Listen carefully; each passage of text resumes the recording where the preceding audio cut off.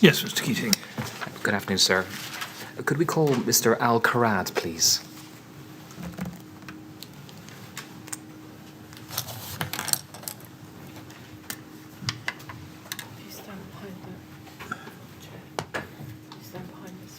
Good afternoon, Mr. Al-Karad. Good afternoon. Now, I think you know we've arranged for Mr. Interpreter to be here to assist you should you find that necessary. Yes. On the other hand, if you feel comfortable with questions being put to you in English, and if you feel comfortable with answering in English, then I'm quite happy for you to do that. If you need help from the interpreter, perhaps you just indicate, and then we'll do things in the ordinary way, in which case the interpreter will then interpret the question and your answer. All right? Yeah, thank you very much. Thank you. Now, the first thing we have to do is to swear the interpreter, or at least he's going to affirm, I think. Is that right? Yes, sir. Yes. So would you mind, please, reading the words on the screen? Sure, sir. I do solemnly, sincerely, and truly declare and affirm that I will well and faithfully interpret and true explanation make of all such matters and things as shall be required of me according to the best of my skill and understanding. Thank you very much. The language is Arabic, sir, and my name is Basil. Thank you very much. Now, Mr. Al-Karad, do you want the interpreter to interpret the oath for you? I understand you're going to make the oath on the Quran, is that right? Yes. Now, the words are on the screen. Would you like the interpreter to translate them for you, or can you read them without his assistance? I can read them. I thought you might be able to. Would you read them out then, please? Okay. I swear by Allah that the evidence I shall give shall be the truth. Oh, I'm sorry. Have you got the Quran there? Oh, sorry. Sorry, would you? Shall I hold it? Yes, please. Okay. I swear by Allah that the evidence I shall give shall be the truth, the whole truth, and nothing but the truth. Thank you very much. Thank you. Now, Mr. Interpreter, please sit down, both of you. Thank you. Mr. Interpreter, I hope we can work this all right in the way that I indicated. Sure. I think we'll wait for Mr. Al-Karad to indicate whether he wants your assistance. And if he does, then we'll do things in the ordinary way. Okay. Okay. All right? Yeah, that's fine. Thank you. Can I just say, the only thing I would like you to avoid, if possible, is having a private conversation. Otherwise, none of us know what you're talking about. Okay. All right? Thank you very much. Thank you. Yes, Mr. Keating, Thank off you. you go. Good afternoon, Mr. Al-Karad. Good afternoon. Thank you so much for attending today and to give evidence and assist the inquiry with its investigations. Just a few words by introduction. You've heard everything a few moments ago regarding the interpreter, which is there to assist you at any stage. If you do need that assistance, do let us know. But I understand at this stage you're content to proceed in English. Is that correct? That's correct. A few other things, please, just in relation to those. If you could keep your voice up as well as best you can, so that the transcriber who sits to your right is able to hear and record what you say. Okay. It also helps not to nod or shake your head, as understandable as it may be, but to say yes or no to some of the questions, please. Okay. Thank you. If you feel you need a break at any stage, do let us know, and I'm sure we can accommodate that. Okay. Thank you. Just want to deal first of all with your statements. You've made two statements to the inquiry. The first was dated the 26th of June 2018, and the second was dated the 18th of February 2020. And I'm just going to ask you to be turned to those documents for a moment. If we could look at IWS 50821, please. And that's your first statement we see on the 26th of June 2018. And if we could go to page 12, please. And Mr. Al-Karad, could you just confirm that that's your signature, please? Yes, I can confirm that's my signature. Thank you. Okay. And I'm going to ask you to be shown your second statement, please, which is IWS, and that's 401541, please. And we can see that your second statement is dated the 18th of February 2020. And if we could turn to page 25, please, in relation to that. And again, the same question. Could you confirm that's your signature, please? I can confirm that. And have you had the opportunity to read both of those witness statements recently? I've read them 2 weeks ago. Okay. Yeah. Well, if need be, I can refresh your memory as we go through it in relation to the statements. Okay. And the final question in relation to those statements is, can you confirm that the contents of those statements are true to the best of your knowledge? Yes, I can confirm that. All right. I want to briefly deal with some important background to assist everybody who's listening to understand your connection to Grenfell Tower. Okay? Okay. At the time of the fire, you were living at Flight at flat 112 in Grenfell Tower on the 14th floor. Isn't that correct? That's correct. And you had lived there since 2016? Yes, that's correct. And is it right that you lived with your childhood friends from Syria, Omar and Mohammed Al-Hajj Ali? That's correct. So you lived together as a trio in that flat? Yes. And is it also right that you went in Syria to the same primary school together? So this is not same primary school. It's we know each other from primary school, and I mentioned that last few weeks. We know each other from primary school, but we went in, what do you call it, before High Street, year 10. We went together, same school. But I know them like since primary school, and like especially Omar, he used to play handball with me, and we went to same university as well. Yes. Yeah. Close connections between you, Omar and Mohammed? Yes. And you mentioned that you went to the same university as Omar? Yes. And that's where you completed 3 years of a 4-year degree in nursing in Syria. That's correct. Is that correct? Yes. And because of this deteriorating situation in Syria, you had to cut short your studies and leave Syria for safety reasons. Is that correct? Yeah, it was a safe city. Wasn't fighting there, but started to have like some problems. Was risky for us because we were from a city where we are opponent of our president. Yes. So it's like they don't like us. So it start to be like little bit problematic. Yes. Yes. Sorry. Not at all. And that's how you found yourself to come to the Yeah. UK. You've previously given a commemoration to the inquiry in relation to Mohammed, Yeah. and you've described the impact of the loss of his life in the fire and Yes. how he was like a brother to you. Isn't that correct? Yes, that's correct. And we'll remember the moving things you said on his behalf at those Yes. commemorations. Yeah. I want to turn now, please, to the 14th of June. Okay. And briefly, I'm just going to set the scene and then ask you some questions really from a little bit later down the chronology. But is it right that about 1:10 on the morning of the 14th of June, you had been working in Edgware Road and had just finished work? Yes. I didn't finish work, but I was going to finish, so it was like about 10 past something. Yes. And it's at that time is when you learned of the fire which was That's taking correct. place. Yeah. And when you received that information, you rushed back towards the tower, isn't that correct? That's correct. And you mentioned in your statement how you were on the phone speaking to Mohammed at the time as you were travelling back. Yes, that's correct. And Mohammed, of course, and Omar at this stage were inside the tower in your home. Yes, they were inside. And you arrived back at about 1:45 that morning. Yeah, I went back it was 1:55 when I took the first picture. I can't remember that. Yes. And was like packed of people outside, and yeah, there were a lot of people there. A lot of people outside. Yeah. You've mentioned in your first statement the series of calls you made with Mohammed. Yes. And perhaps I could deal with it this way. The last time you spoke to Mohammed, who was inside the tower, was about 3:19, is what you've said in your statement. Sorry, what's 3:09? It was at 20 minutes past 3 o'clock in the morning was the last time you spoke to Mohammed. I think so, yeah. Yes. And you set those calls out in some detail in your statements, and again you spoke in moving terms about your last call to Mohammed, which we've heard already about. Yes. And after 10 minutes after that last call you had with Mohammed, you learned when you were outside the tower that Omar was also outside. Is that right? That's correct. So just I've got a question. So is it brief what happened, or shall we? Is it yes? Was there no? Would you like the interpreter to assist you? هاي سؤال بس صح وخطأ، ما فيش يعني open question.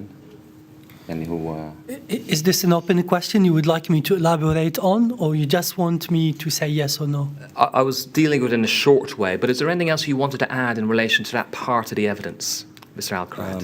تحب تضيف أي شيء عن هذا الحادث؟ okay. الجزء اللي حكينا فيه. Okay, just I would like to take you back if that's possible. Of course. You know, so it was, you know, in the morning I wake up to go to work. I used to work long shifts, and I used to, you know, we have two single beds in the same room where Mohammed was, and we said goodbye to each other, and I went to my job, and you know, when I learned there's a fire in the shop, so before that I wanted to leave home at 8 o'clock evening because I was tired and almost my shift should supposed to finish. But my friend, he told me, you need to support me and you need to, you know, give me a hand at work. So I stayed longer.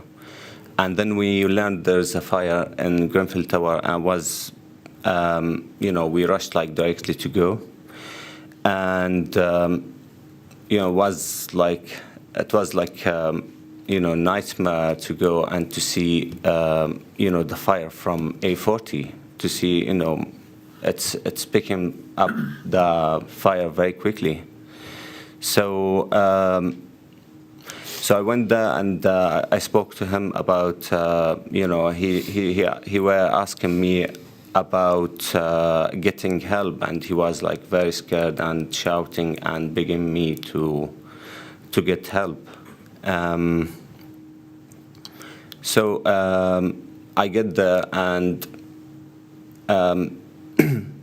so I get there at about 1:45, and it was like packed of people, and they were like all of them shouting, and we were trying to go inside the building to help my friend, and the police didn't allow us to go inside because, you know, it was not safe to do so. Yes. Yeah, just, you know, I wanted to let you know that you know, it was like a tough night because I wasn't sleeping for long, and you know, the night of the fire started after 12 o'clock, so I had to stay long all the day. Yeah. When you say stay long to all day, we need to bear that in mind, because you obviously hadn't probably eaten, you hadn't slept, Yes. and then throughout the 14th of June, which we will move on to. Yeah, I was fasting in Yes. that day, and was Ramadan. It Yes. was like already Ramadan, and you know, like after you fast like few days, Yes. your body start to be like, you know, you feel tired, and I do long shifts, so it was like, you know, it was nightmare, like to stand the whole night up until the morning. Yes. And in relation to that, I was just on the point where you would realise that Omar had come out of the tower, Yes. and Mohammed had not. And you've mentioned that in your statements, and you remained at the scene outside the tower Yeah. until about 9 o'clock that morning, hoping for more news in relation to Mohammed. Is that correct? That's correct. I was running from side to side of the tower to see if there's, you know, any news or anything about, you know, if they are out or not. So I went to the other side. When I heard from my friend, he said like, Omar, he's out. He was like, you know, his face was full of smoke, and he was crying, and, you know, was asking about Mohammed and where he is. And I asked him, where Mohammed, did you see him? Because I had a call with Mohammed, and he said to me I couldn't see Omar at all. Yes. And I just told him, just try to shout. Maybe he's like somewhere and it's dark inside. So after that, he went. He started to call Mohammed, and he was shouting like, "You can leave. You can try to leave the building. It's like it's not that difficult. It's hard, little bit hard, but you can make it."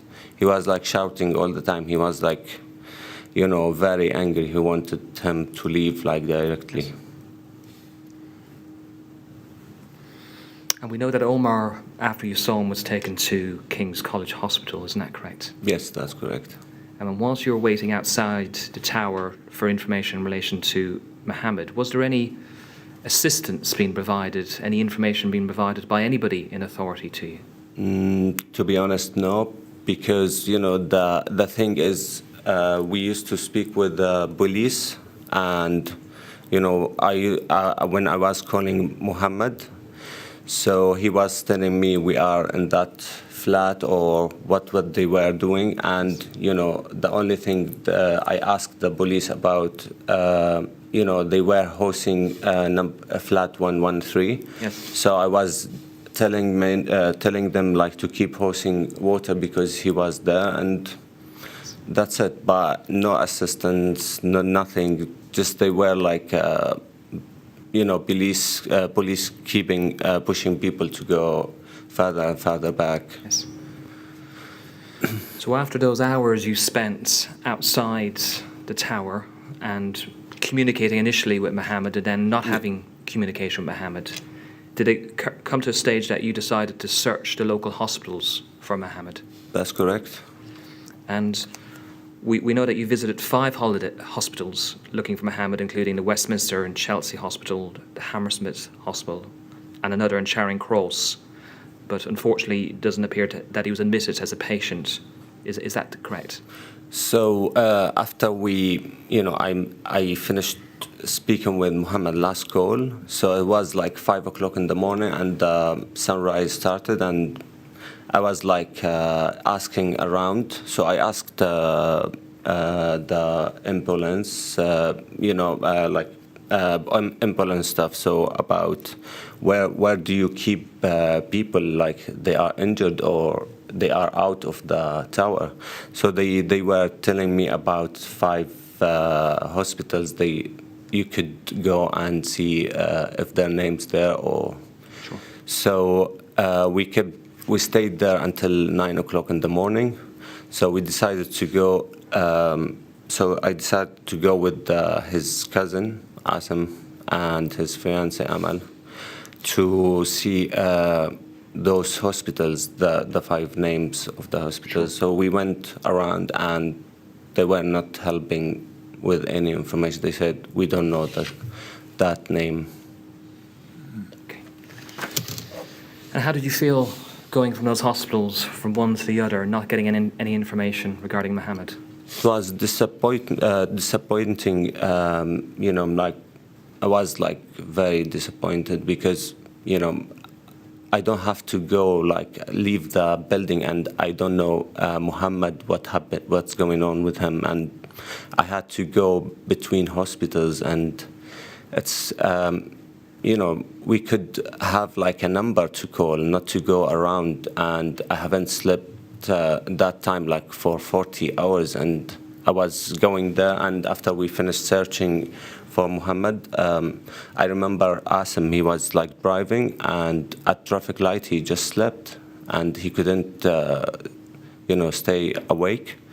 So I told him just take a quick nap, and we need to leave, and it's not safe like to drive like that. And he just slept there for 5-10 minutes, and I tried to wake him up like quickly, and I almost slept. I don't know if I slept or not. I was like unconscious. Yes. So Because I was almost collapsing because not sleeping, not eating. So a traumatic event, Yeah. you're exhausted, you're trying to get information from the hospitals, and is it right then that you went to the Rugby Portobello Club on the morning of the 14th of June? That's correct. And why did you go there? I heard some people, they were saying they have names or list of names for people who left the building. So I went there, and I can remember I went somewhere else. I cannot remember the name of the center. Was around Latimer Road, somewhere around there. I'm not sure what it's called. I forget. Well, let me deal with the Rugby Portobello Club Yes. first of all. When you said you heard information, was that from an official individual, or was it from just somebody in the street who was trying to assist? Just I was asking people about survivors and they were saying you have to go to Portobello to check their names. Okay. When you were at the Rugby Portobello Club, do you recall seeing anybody from the local council or the TMO there? I haven't seen anyone. Just I believe they were working there as volunteers. Yeah. And did you find the Rugby Portobello Club helpful when you attended? So on the first day, no, first week, but after that they provide some help, and but it's just I checked there if Muhammad's name was on the list or not. That's all what I get from there. And what was the information you received when you asked? Just I believe they had like a list, and if they know any information, and they couldn't provide anything about Mohammed at that time. Okay. Were you aware of any other sources of information, a central source of information, such as a friends and family assistance centre? I would like to... Yes, do please. طيب. Would you like me to say it again? So I'm sorry, I suggest Council repeats the question, Yes. then you can translate. Okay, sir. Is that right? I got it, but yes, by all means. I was going to say, were you aware of any other form of source of information, a central source of information, such as a friends and family assistance centre? طيب كان عندك علم بوجود أي مصدر مركزي لإعطاء المعلومات لأقارب وأصدقاء الضحايا أو الضحايا المحتملين؟ No, I had any information about any center like that. Did you know where to go? It's maybe obvious. Did you know where to go to look for information? To be honest, no. But I was going with Asim, as I told you. So he slept. Let me continue with that, if I may. So we went after he wake up from where we parked. Yes. And we went back to his flat. So it was about evening, about 7 o'clock or 6 o'clock evening. So I cannot remember. I was like almost 2 days without sleeping. So I fell asleep, and I remember like I was, sleeping, not sleeping. I'm not sure. I was like dreaming. I was like I had the nightmares. So I heard something about, they found Muhammad, and just I heard like they are talking about he's on Facebook. He's got pictures. So I just woke up, and I was shocked about, when I saw his pictures, there was a guy, and he's wearing not appropriate clothing, and he was like playing around his body, and I was really shocked. Like, where's everyone? Like, where they keep him? So I know there is a building next to us, and so I told my friends they keep him in that building. Shall we go and find out what's gonna happen, or why they keep him like that? Yes. So we went back to the building, around the building. Okay. Just pause there for a moment. So what you're describing to us is the circumstances in which you found out that Mohammed had died in a fire. Yes. And when you were woken up, Omar and those else who were with you had found out on social media because there was a picture posted on Facebook. Yeah, it was shocking. Yes. To see that, honestly. And you recognised the building where Yeah, it picture was probably taken. before the fire. I know a friend. He used to live there for a short of time when I moved to London. So I went once with him. So I saw the building, how they designed the floor. So they have different colors. So I know it's in that building. And at paragraph 53 of your second statement, you say this: I had no communication from ORBKC, the TMO, or any official body to inform me whether Mohammed had died or to help me find the body. Is that correct? No, there was no information about Mohammed. I'm going to move on, if you're content. I'm going to move on to the 15th of June. Is that okay? That's okay. So we know that on that night you were at Mohammed and Omar's cousin's flat. Yes. And the following day, on the 15th of June, you went to visit Omar, who, of course, was still at King's College Hospital. Is that Yes, right? that's correct. And the position is this correct, that 2 police officers who were there with Omar at the hospital, who was then discharged from the hospital, then drove both of you to the Westway Sports Centre? So after I slept like few hours, if you may let me continue that. Of course. Missing period. So I went back to the to next to the tower.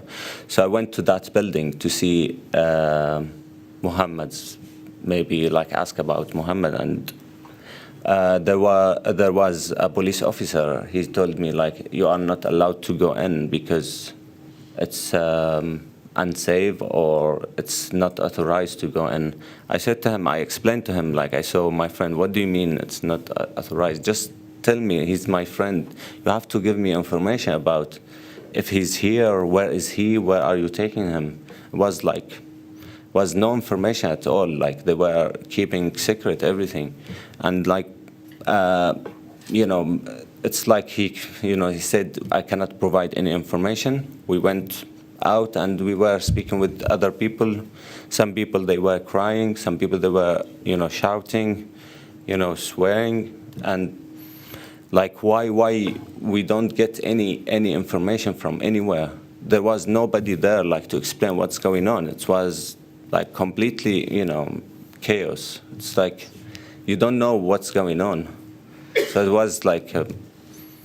So after that, I went back to Omar, to Asim's flat, and I wake up in the morning, I think, and I received a call from police officers, and I cannot remember if I spoke to Omar in the morning or not, but they said to me, you have to come to that hospital. Yes.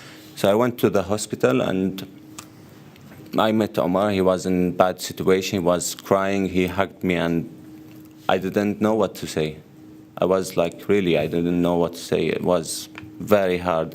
It's like, I never been in this situation before. It's like somebody, his brother, and it's like my brother, and he died. What to say?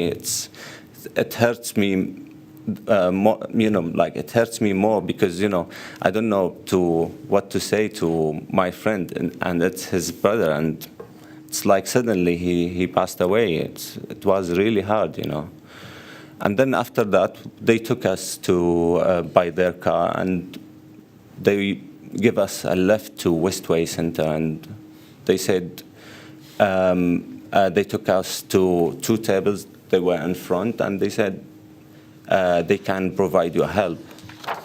The police officers took you to the 2 tables? Yeah, I can remember that. Yeah, they left us there, and they said they can help you, so they can, support you after that. Sure.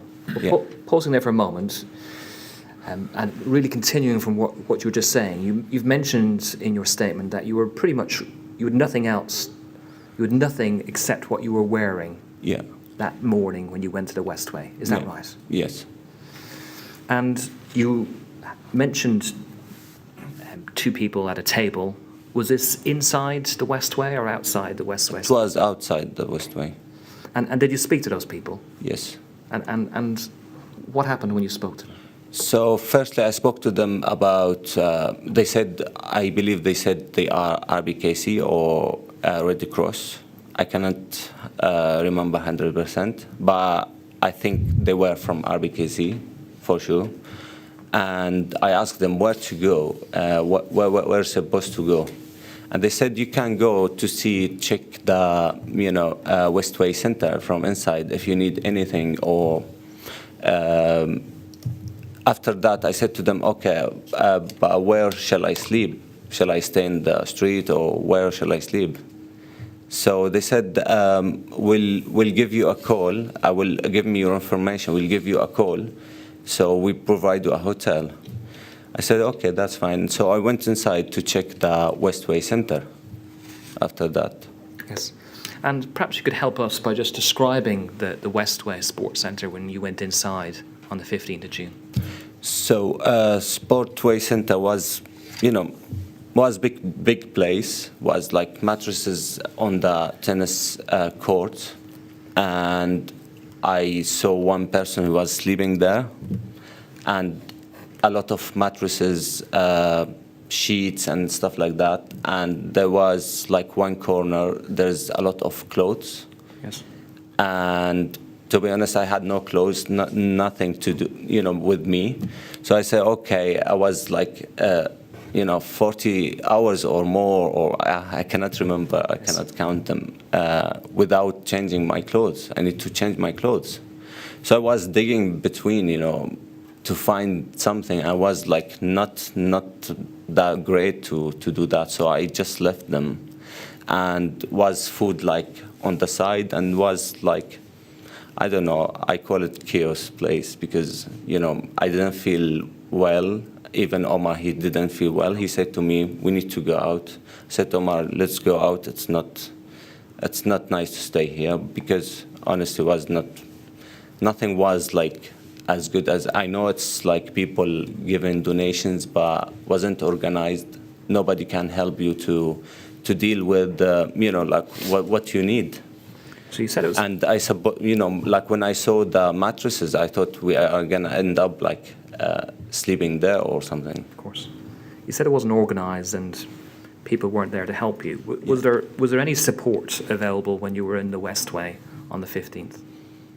I cannot remember there was any support there, but I saw that outside. I asked them about the hotel, and we waited there a few hours to get a call from a lady. She said to us to go to the hotel in Earl's Court. And I asked about if I could bring my family here to, I think maybe Home Office or Red Cross, I'm not sure. So they said it's just, because you haven't lost anyone, you cannot bring your family. I said, I lost my close friend. He's like my brother. What do you mean I haven't lost anyone? Yes. You mentioned in your statement that you believed it was a Red Cross you spoke to, but your family were in Holland, and you were hoping to get some support for them to come over because of the bereavements. Because I lost all my documentations from the UK, from Syria, so I don't have anything to prove that I'm Syrian or I have like residency here. I was worried about that as well. Well, if it wasn't obvious already, your evidence is that you lost everything. Yeah, I lost all my documentation, everything.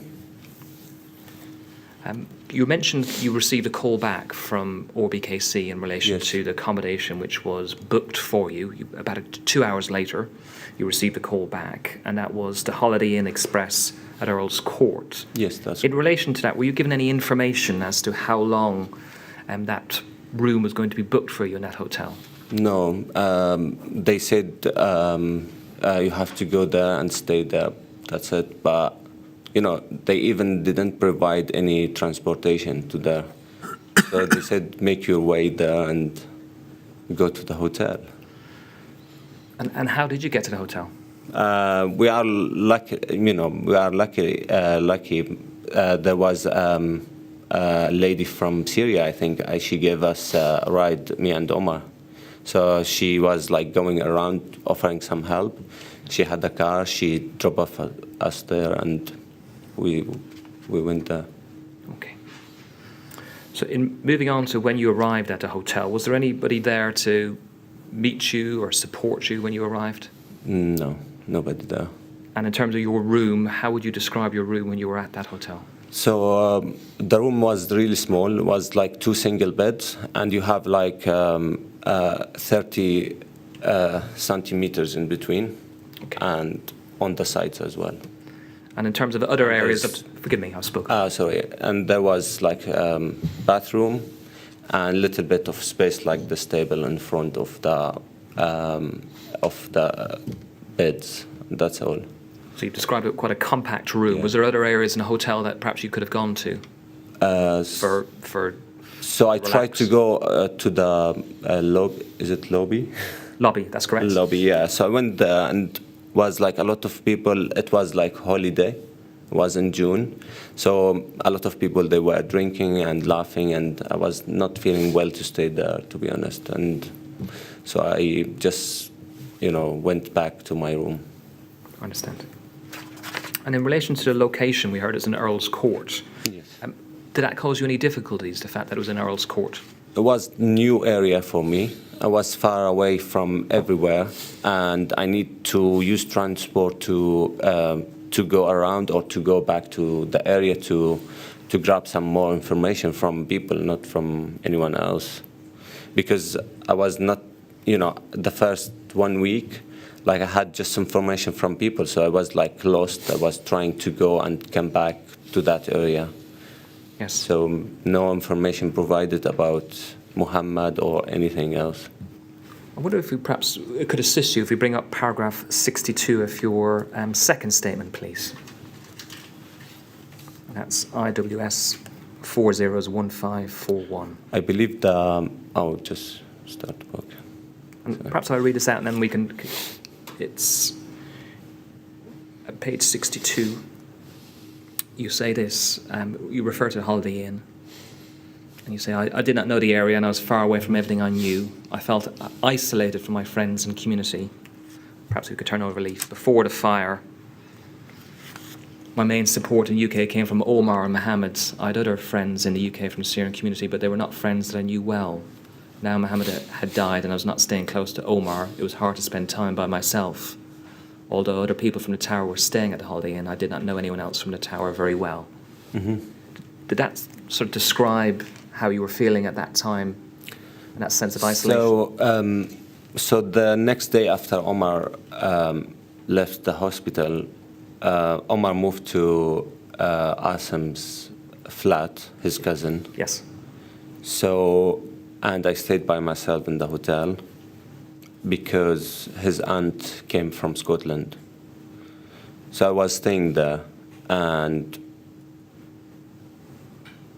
I remember like I was there for the whole time. And when his family came, they moved to what they call in Hollandburg, Hilton Hotel. Yes. So I was staying there for 3 weeks there by myself, and I asked to move to that hotel, and they said, you are not allowed to, it's not possible to move there. The key worker said that. I'm going to just stay with the Holiday Inn for a moment and just ask a few questions regarding some of the provisions, such as food. Yes. Were you made aware of any arrangements to pay for your travel or other expenses during your stay at a hotel? I was using my money and for transportation and food. So I wasn't aware of there's money or anything at all at the beginning. And when did you become aware? I'm not sure, but I think maybe after 1 week or 10 days. So I heard from people from when Omar moved to Hilton. I remember like a lady, she was talking about there's money for, for food there because you have to buy food from outside. And so I was aware of that after, and I did not use them because I wasn't staying in the hotel the whole time. And is it right that you had difficulty finding food where you were which sort of met your halal dietary requirements? Yeah, that's correct. I found one restaurant wasn't that great, and I did not like the food, and my appetite was not that good. So. And initially you had to do your laundry at your friend's house because you weren't aware you could have done it at the hotel. Is that correct? That's correct. So I know my friend Ammar, he offered me to, like he does my laundry. So I took them to his flat, so I washed them there. And whilst you're at the hotel in those initial days and that first couple of weeks, did anybody official come to see you to give you any information or support? I remember Red Cross, they came to me and they asked me a few questions, how do you feel and things like that. They grabbed information and they went back. Yeah. Can you recall when that was? I cannot remember, to be honest. So they came to my room and I might remember like a lady and a man. Sure. Yeah. Anybody from the council or BKC? No, but I remember like somebody from housing from Westminster. He came, Yes. called John. He was a very serious man.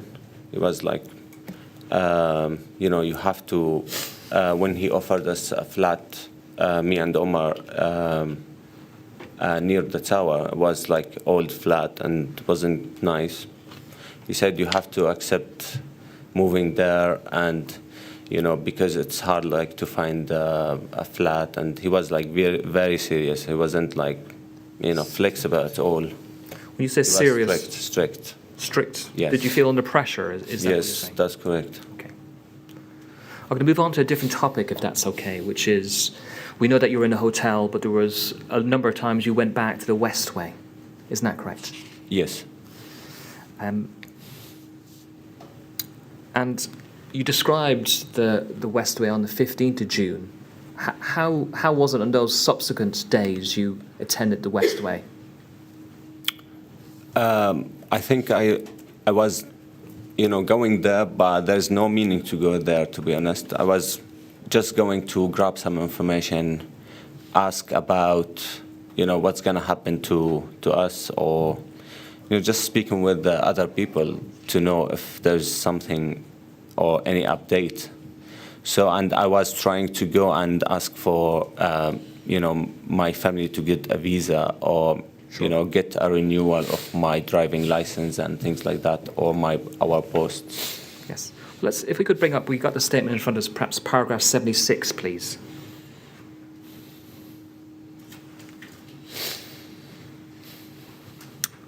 Thank you so much. So you mentioned this, although I was reliant on the Westway in the weeks following the fire, I did not find the people there very helpful. No one at the Westway ever explained to me about what assistance, financial or otherwise, was available for survivors of the fire. I had to find out everything on my own. Or BKC should have made this information easily available. As it was, I had to travel to the Westway whenever I needed something and check what was available. And I would have to go there even for basic supplies such as bread and cereal, as I was not aware of the hotel food allowance.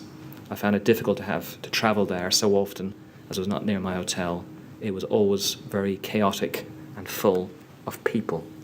Yes, it was, full of people, was chaotic place, and they have offered, food, but I don't normally eat those, cans and stuff like that. It's not my type of, I eat differently things, and I was, if you take them, where shall you go with them? Because I was spending all days like at Omar's and then go sleep there. So I don't want to hold anything with me. And one day I remember like I spoke with NHS people like about, if they could help us, me and Omar, and they said just, leave your information.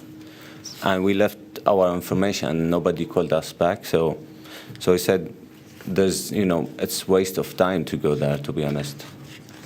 Well, we can deal with that now if you like. So that was one of my headings, which is psychological support. And you have anticipated a question I was going to ask you, which was in relation to one of those occasions where you spoke to someone at the Westway from the NHS seeking support, and you asked for them to help, and they said that it would call you back. And your evidence was you received no call back. No call back. And can you recall approximately when that was? Was that in the first week or two? Or was it first week, definitely. First week. I remember like they had, it's like a place they covered with, can I use the interpreter, sorry? مثل الشادر كانوا مسكرينه عاملينه للعالم مقسمينه. Plastic sheets? Plastic sheets. Okay. Okay. So they had like plastic sheets covering the place, like NHS. So, and we spoke with one there, and I think we spoke with the manager there as well. He said to us, we're gonna call you back. I provided my phone number, and Omar, he provided his phone number. They haven't called back. And can I ask, when was the first time, if at all, you received counselling through the NHS? I don't remember 100% when was it, but definitely like maybe in the first 2 weeks I had time to talk. and I said to them, I need Arabic speaker.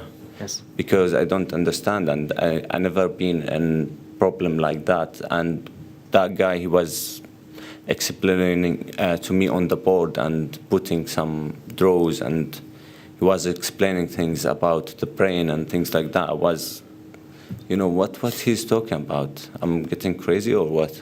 It's not, he was giving me a lecture. I said, I don't want to continue with that. It's not the right time to go on lectures. So would this be a fair summary that the initial support you had in relation to psychological support was poor? Yeah, definitely poor. Did that improve in the coming weeks and months? So after that, I went to, I cannot remember how many months, I went to somewhere in the Curve. Yes, the Curve, Center. yes. Yeah. So I told them about Arabic speaker. So it was arranged by maybe Mary. She's secretary of Nick Hurd, called Mary or something. So she told me somebody will speak your own language and, Arabic speaker. Yes.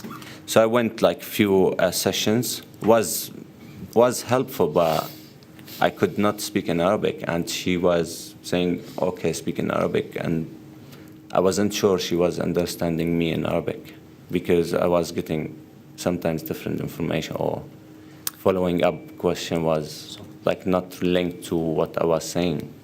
Different, perhaps regional variations. Yeah, in it's Arabic. like dialect is Yes. completely different to, I think, Moroccan, or I understand. some words they are similar, but other words it's hard. And she was born here. It's more harder, maybe. Just want to return back, if I may, back to the Westway Sports Centre. Yes. And you described how it was and the difficulties you had there. Did the services which you experienced in those first few days, did they improve over the course of time? To be honest, I had no trust with that. To go, I asked them a few times about my family visa. Yes. And nobody, told me they could help. So they said it's just for next of kin. And another thing, we had like 500 of money from RBKC, but they haven't provided any time we could get more money. Sure. And that's all. And maybe I replaced my driving license through that time, but was hard, like to go there, and I'm not getting any information or any support. Understood. So I'm 100% sure I went there for at least for first 2 weeks and wasn't that very helpful. Okay. Could I just move on to the topics you mentioned, which is sort of financial support. Yeah. And perhaps we could have a look at paragraph 89 of your second statement, if we could scroll down a little.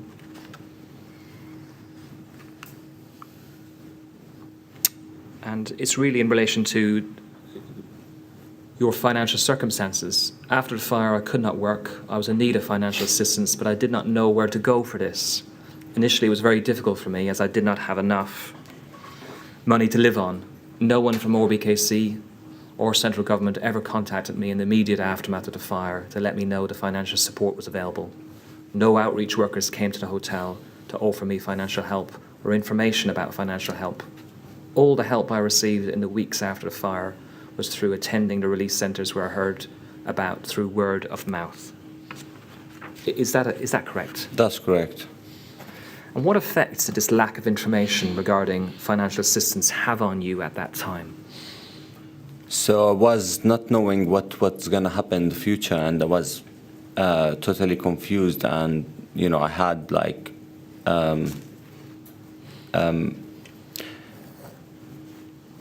it's hard. Just one sec, sorry.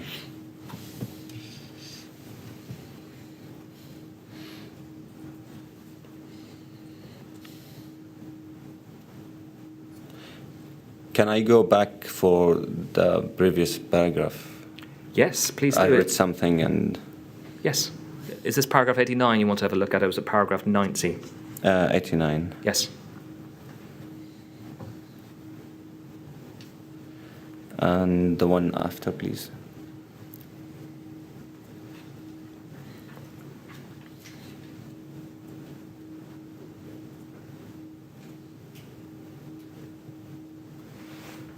So definitely I have a key worker, and she came to the hotel, but she did not offer any support, financial support, and I could remember she had helped me to complete my travel document because I wanted to visit my family because they haven't offered any visa for them. Yes. And in that time, I asked her about moving to Omar's hotel, and she did not help with that. No. Perhaps paragraph 90 sets out the impact it had on you, the financial difficulties. You say it's the difficulties you had in accessing financial support really added to the stress that I was under at the time. I needed money to live on, but it was not easy to get help. I had to push to get support with things. So if I ask about something, like in general, the first few months was like you need to fight for it. You have to ask once, twice, maybe 20 times even. You have to, be like, ask them with, like, I don't know, you have to push a lot to get what you ask. And it was like very hard, they added stress. I say the tragedy was equal with the stress they caused us, to be honest. It was like equal. Was maybe more. They caused a lot of stress, and I was like living by myself, and I was like I don't know where to go, Yes. in that time. Well, you mentioned you were isolated in the Yeah. hotel and the difficulties you were having. If we could go back to paragraph 75 in that statement, please. If that's okay, paragraph 75. Is that okay, Mr. Al-Karad? Yes, that's good. Excellent. I'm going to read this in its entirety, if that's okay, because it deals with one specific matter and then the general impacts. So I remember I spoke to the Red Cross on one occasion as they said they had money from donations to give out. I asked them about this, and they said I was not entitled to any money as I was not bereaved. I became very stressed about this. I had no money at the time, as I had stopped work since the fire, because I was finding it hard to cope, and I was completely ignorant as to what to do about money. I'd lost everything. I couldn't work. This added to stress I was under after seeing the fire, the death of my friends, and now living on my own in an unfamiliar part of London. And we know from the earlier part of your statement, this is an occasion when you're in the Westway, and you say, then a lady came and introduced herself as being from an Islamic care organisation. She spoke Arabic. She asked me what was the problem and brought me over to her desk. She told me she had money from donations as well. I think she offered me a donation of £500. Is that correct? That's correct, and that's one of the things I remember. Like I was, I started to cry in that moment, and I was very angry. So it was like not supported at all. It was like where to go if I don't have like papers. Nobody contacted us from RBKC or. So they provided £500, but how long you can, use them for? It's not. You have to travel. You have to eat. You have to, like at least I want to wear a clothes. I have to buy clothes. It's not enough. It's like, they were saying you haven't lost anyone, so we cannot provide you. I said to them, it's not fair. At least like. You could help people with that at the beginning. You don't have to give them a lot of money. Just, support them or offer vouchers or anything like they could support us. And in relation to money you directly received from RBKC, you did receive some money initially, is Yes, that correct? That's correct. I think you've touched upon it already in your evidence that you received £500. Yes. That was probably in the first week or two, is that right? First week, yeah. And then you went back the following week to the Westway Centre you set out in your statements, and you asked for that you'd run out of money, that you needed another £500. Yeah. That's what you received. Yes. And were they the only 2 cash payments you received from ORBKC in those first I think weeks? so, yeah.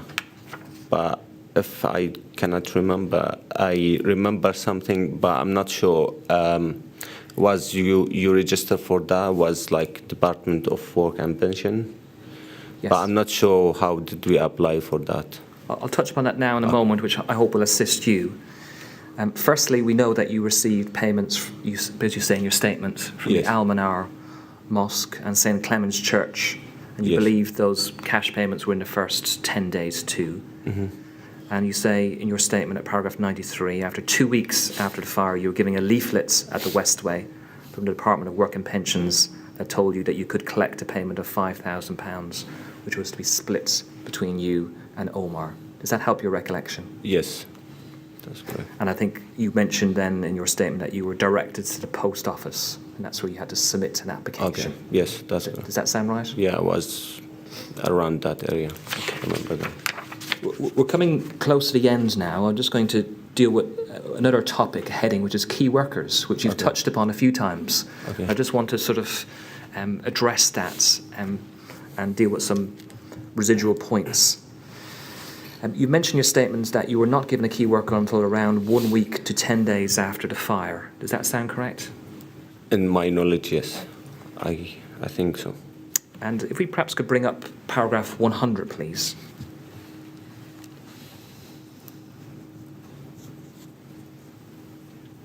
You say this: aside from accommodation, I was mostly stressed out about key workers. I had several key workers, maybe 4 or 5. They kept leaving, especially at the beginning, which meant I had to explain myself each time I met a new one. It was frustrating to have to keep repeating myself when I wanted help with something. I also had to keep putting pressure on my key workers before they would help with things, which was stressful. Is that correct? That's correct. And I can remember I had the first key worker for 10 days, and then the other key worker maybe for a few weeks, and then moved, and I had another one for 3 months, and then another and another. So I had in total maybe 7 or 8 up to now. And the hardest thing to explain to everyone at the beginning, I need to bring my family here, and I was struggling to do that. And when I asked about something, about helping with the flat, choosing the flat, anything like that, so they were just, you need to keep pushing and pushing, and I was very tired to do that. And sometimes I say I don't push at all. I don't ask. So to get any support or assistance, Yes. your evidence is that you had to keep pushing for Yeah, it. and sometimes like I fed up. I don't want any help. I say okay. If they don't want help, that's okay. Okay. And if you didn't push for support, what would happen? I don't receive anything. Okay. Because, one day they said, if you don't ask, you won't receive. One of my key workers. Okay. And that's what your key worker said to Yeah. you. If you don't ask, you won't receive. Yeah. I'm going to move on to communication as a final, penultimate topic. And you've mentioned a few times about the lack of information. Yes. And perhaps we could look at paragraph 110, please. This really deals with how you got information. The most effective way I obtained information was through other residents and the local community. No one from ORBKC or any other official position gave me clear advice on what help was available. At first I had to find everything out myself. And then you describe there how you got information once you got your permanent accommodation. Is that right? Yes, that's correct. And at paragraph 108, if we could go back, please. And this is what you express, which perhaps flows from what you said a few moments ago about what the key worker said to you. It seemed to me that ORBKC did not want to pay money out. Their approach seemed to me that if residents did not know about financial assistance, they would not have to pay for them. Whenever I spoke to someone from ORBKC, they would only give me what I had requested, nothing else. They would not suggest other things I may need or be entitled to. It made me nervous to find out things from other residents that I had not informed about directly by ORBKC. question what else I'd not been told. Is that correct? That's correct. And at the beginning, I was very shy to ask about support or help. And, you know, I was like feeling uncomfortable to ask somebody, and then they don't help. If I ask, they don't help. So you have to push and push and push until you get what you are asking. And sometimes lack of communication.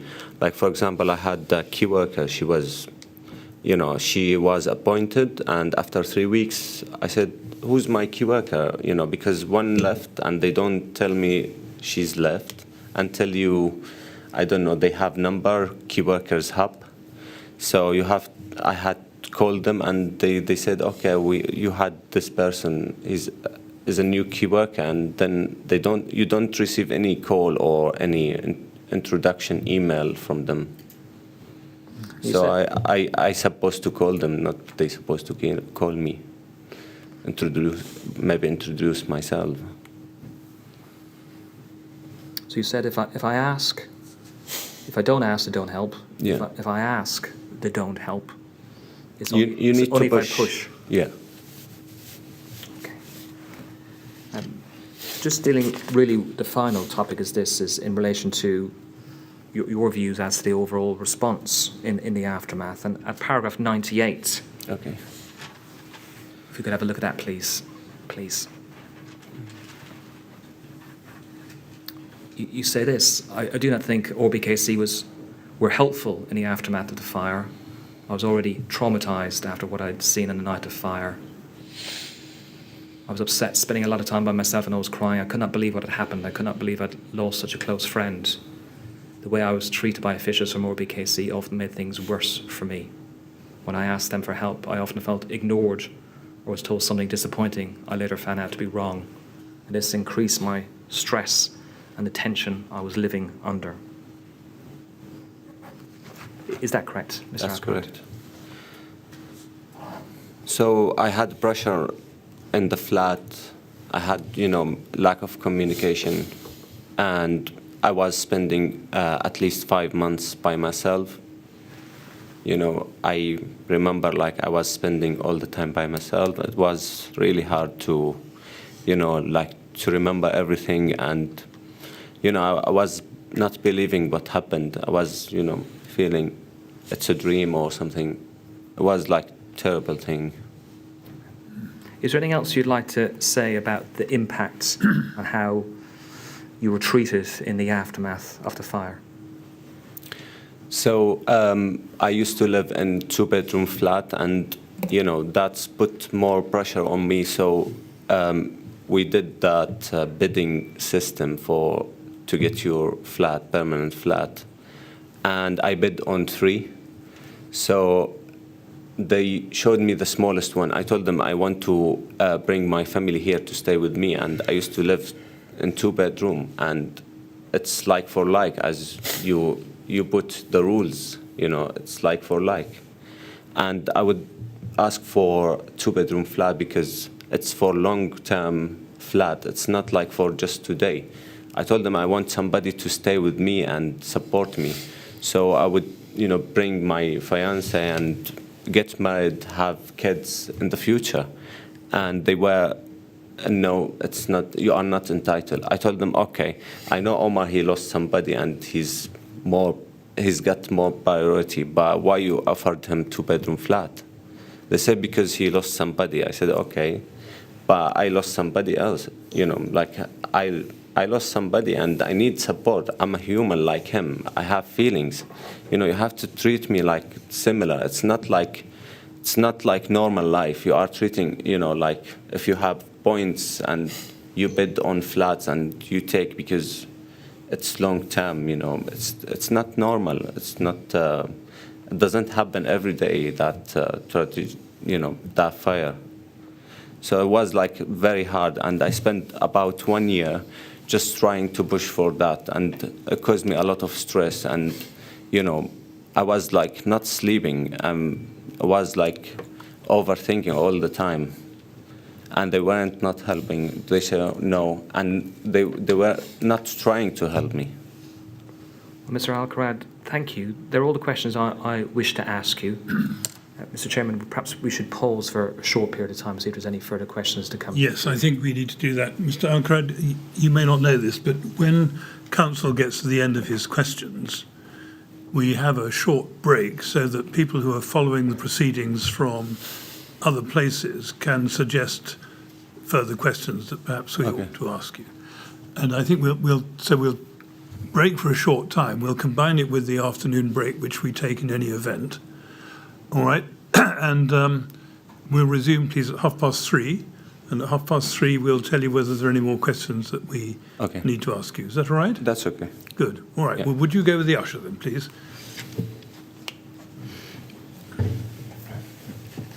Thank you very much. Thank you very much. We'll see you in a moment. Thank you.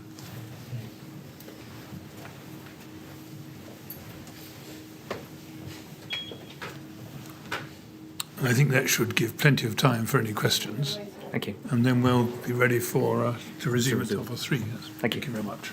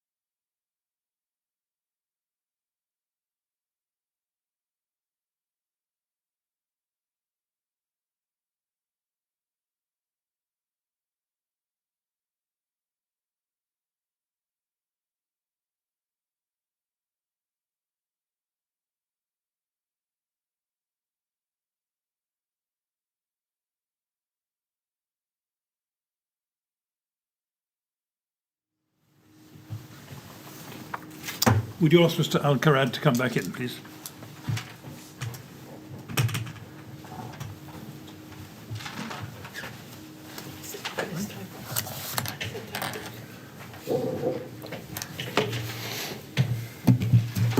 Right, Mr. Al-Karad, we'll see whether there are any more questions for you. Okay. Yes? Well, Mr. Yes, Chairman, Keating. thank you for the time. There's no further questions. Thank you.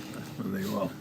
And that concludes our evidence with Mr. Al-Karad. So thank you very much for much. attending today, Mr. Thank you very much. Well, no more questions, so it just remains for me to thank you very much indeed for coming here to give your evidence, to explain what you experienced during those awful moments following the fire.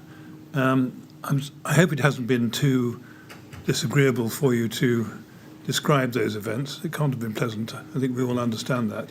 But we really are very grateful to you for coming in and telling us what you know. So thank you very much indeed. Thank you very much. And now you're free to go. Thank you very much. And I also should say thank you very much to Mr. My Interpreter. pleasure.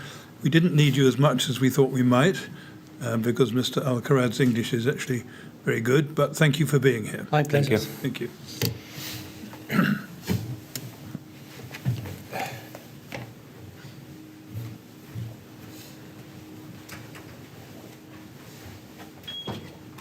Now, Mr. Keating, I'm told we need to have a short break. I emphasise the word short Yes. so that things can be rearranged slightly before we call the next witness. That's correct. Thank you. Right, so we will rise and perhaps you'd ask the usher to come and fetch us as soon as you're ready. Yes. Right? Thank you very much.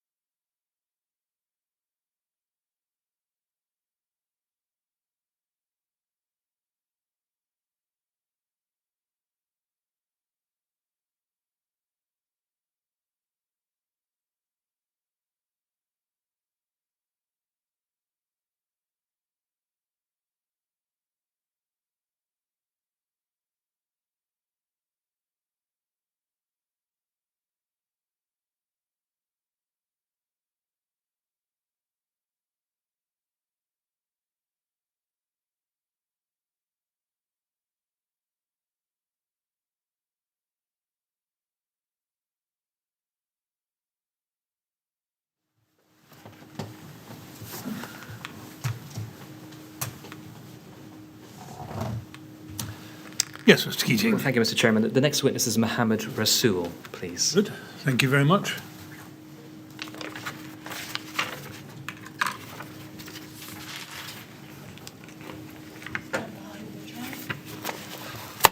Good afternoon, Mr. Rasoul. I understand you're going to take the oath, so there's a Quran there in the covering. Sure. Would you take that in your hand, please, and read the words on the screen? I swear by Allah that the evidence I shall give shall be the truth, the whole truth, and nothing but the truth. Thank you very much. Now, please sit down and make yourself comfortable. Thank you.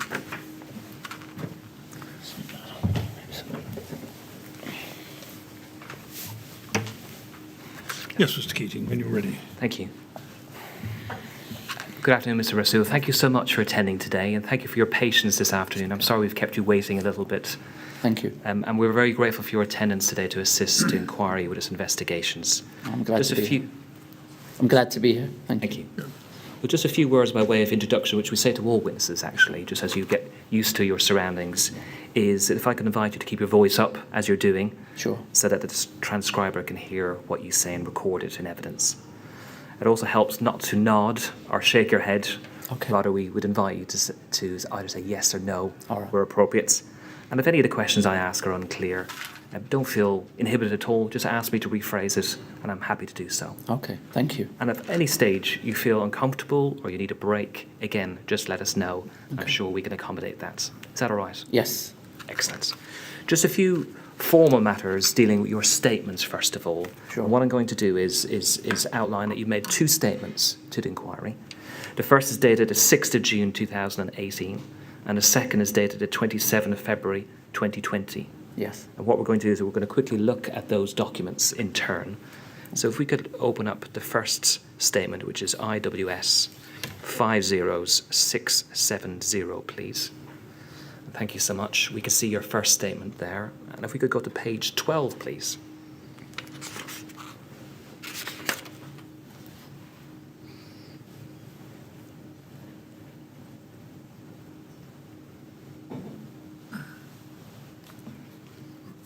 In a moment, you'll see your signature, and I'm going to ask you to confirm that is your signature at page 12. And whilst that's being checked, can you confirm that you've had an opportunity to read your statements before giving evidence today? Yes.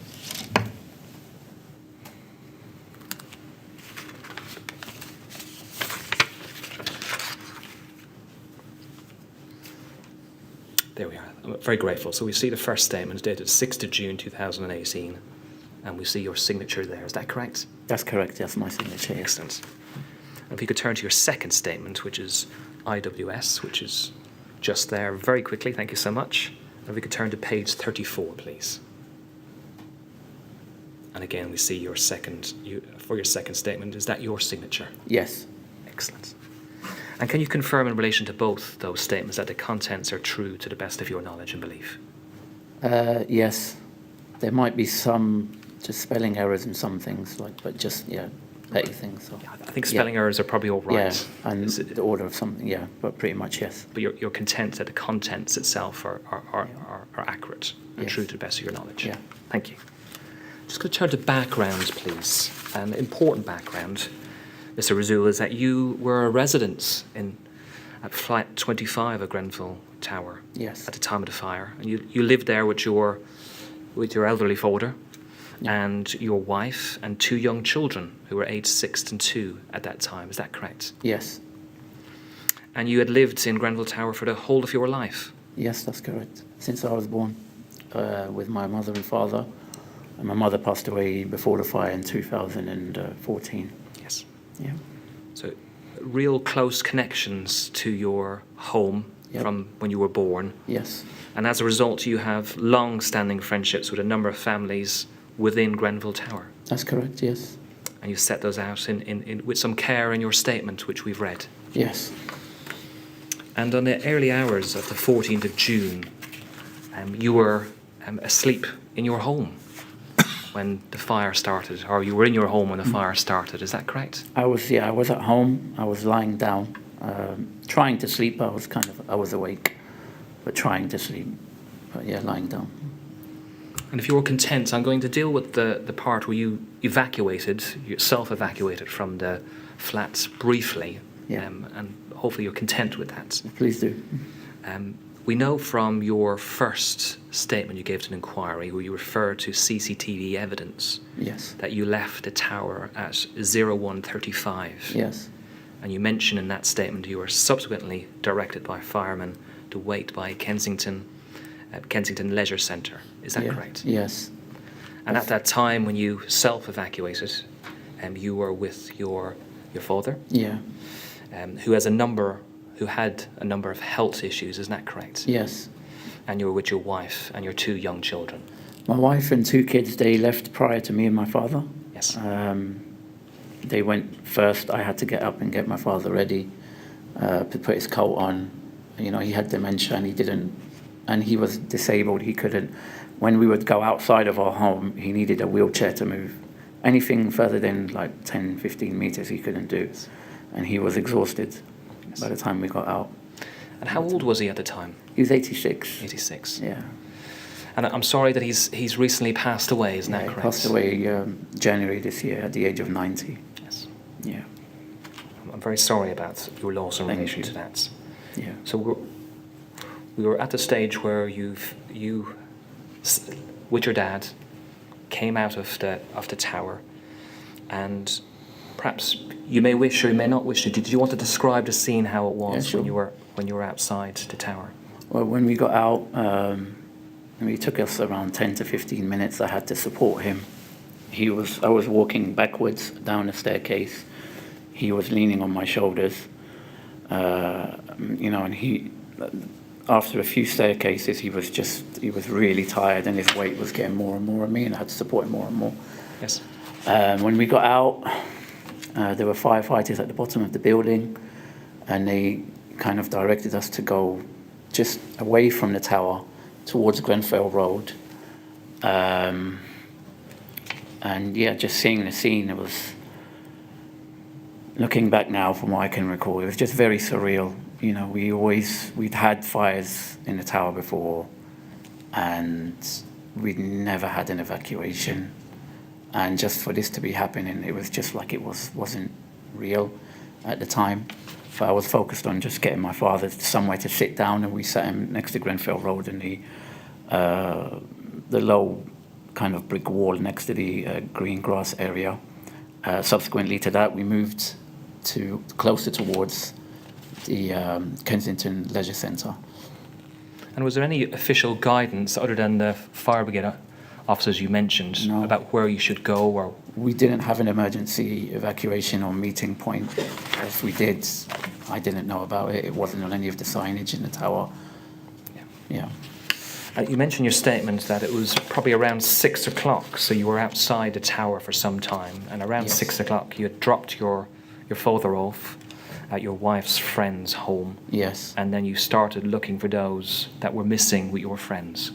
Yes. I mean, before that, in the lead up to that 6 o'clock, if I may add, Of course. there was a lot of panic. People didn't know what was going on, and the police cordon was getting pushed further and further back, to the point that where I dropped my family off I dropped my wife and kids to a friend's down the road. When I came back, my father wasn't, he was behind the police cordon. I stayed calm and patient and just said, look, told the police man or woman I was dealing with, my father's been left there. And to be honest, during that time, the local residents just showed some amazing solidarity. They came out and bought kind of containers of water bottles. They bought my father a chair to sit on. And even I left him with some of the local neighbours from Treadgold House, I believe, just to drop off my wife and kids. And they said, yeah, don't worry, we'll look after him. And then, until finally friends came down, and we were just there the whole time. I mean, until then, just watching our home go up in flames. And there's an important topic which you mention in your statement is trying to get information about those who are missing. And perhaps you could bring up your second statement, Sure. please. Paragraph 91. So that's IWS 401768, please. So 91. Yes. You say this, there's no one official to tell us what we should be doing or where we should go.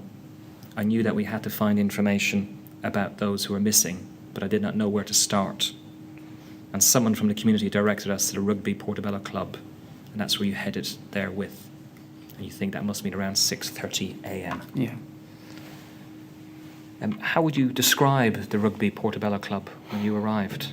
It was, there were, I mean, if I recall correctly, there were people outside, lots of people inside. It was very chaotic. People at that time, I think, were starting to drop off donations. It just, it didn't seem like a place I wanted to be. It didn't seem like I would be at ease there. I mean, subsequently to that, it later became like as many other places in the community emerged into hubs that were kind of real sources of security and help for us. But at that time, there was no one from RBKC there, no one from the TMO, and we were just kind of left on our own. Yeah, just trying to figure things out for ourselves. So that time where you say that you were left on your own, Yeah. trying to figure things out yourself, you mentioned again at paragraph 91 that you saw some of our neighbours there Yeah. at the Rugby Portobello Club, but we Yeah. did not stay there too long. Yeah. But before you left, someone had told you that an emergency centre was being set up at the Latimer Christian Centre, Yeah. which is relatively close by, Yeah. and you headed there. Is that correct? I went there. I think I was with my friend Francis and I think Mr. Sabah at the time, if I recall correctly. We went there. There was a lady, I believe from the TMO, and they'd had a board with like a chart with a list of flat numbers and the names. My friend Francis, he happened to notice that flat 153 still had like my kind of lifelong friends, the Duffy brothers, who grew up there. Their mother, Virginia Duffy, who passed away a year prior to that, was still registered as living there. And you can imagine the kind of devastation we felt. Like we're here seeking a source of security and solace with the authorities, someone to guide us and kind of give us information and help us through what we're going through. And they couldn't even get something right as knowing who lived in the flats. And especially as that flat, you know, there was a young 5-year-old Isaac who passed away from that very same address. So you'd recognise that there was that outdated information which you've just explained to us.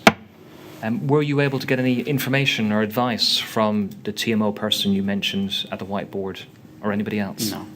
I think at that point, leading up to that, I mean, before the fire and the events on the day, there was already kind of a gross mistrust in the community with regards to RBKC and the TMO.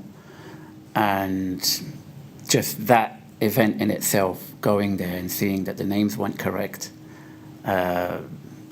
it just, you know, it made everything, I don't know how to word it. Just made their attitude of and culture of neglect that we've been experiencing with them in dealing with the council and the TMO, it just brought it all up to the surface and just showed, wow, like they don't even care to have our names properly as who's living in those addresses. And after that, we just lost hope in seeking help from them again, kind of thing. It's just like, we're on our own, we need to do this ourselves. You mentioned in your statement that after the Latimer Christian Centre that you went to the Harrow Club. Yep. And did you find any information when you went to the Harrow Club? So at the Latimer Christian Centre, at the Harrow Club, I left the names of people who were like family to me. Ahmed El-Ghwari's mother, Islah El-Ghwari, and his sister, Maryam El-Ghwari, my wife's best friend, and my friend's wife, Rania Ibrahim, and her 2 beautiful daughters, Fathiya and Haniya. We left their names there, hoping, you know, that they were still alive and that they'd managed to get out. but we had no feedback from anyone when we were at those places. So I was just, my family at least, and in that sense at the time, I did what I could as a father, as a husband, as a son, with my immediate family. But I wanted to help my friends who were like my family. Hassan, Rania's husband, he wasn't in the country at the time, and I felt it my duty to try and help his family and see where they are and make sure they're safe. Yes. And see Ahmed's mother, who was like a mother to me, and his sister, who was like a sister to me, see that they were safe and where they are, and just try and do my bit as much as I could. Did you feel like you had a responsibility to try to help and get Yeah, information? I felt so, definitely, Yes. because they were like family to me. I know they would do the same thing. Yes. And throughout the whole ordeal, I look back now and I can't. I got out with my father and my wife and kids, and two on either side, two of the closest people to me. One lost his mother and his sister, Yes. and the other lost his wife and children. And that's something that I couldn't. How do I console them? Yes. How do I be a source of comfort for them? And it's something that looking back, that I am grateful for myself, that I'm blessed and fortunate in ways that other people haven't been to. I've got out with my family. Yes. But I don't know, I didn't know what to say to them at the time. And if I may add,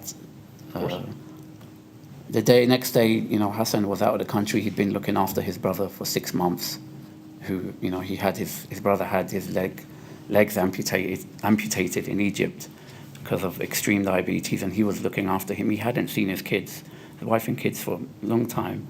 He arrived the next morning, and the first place I happened to make contact with him was the Al Manar mosque, and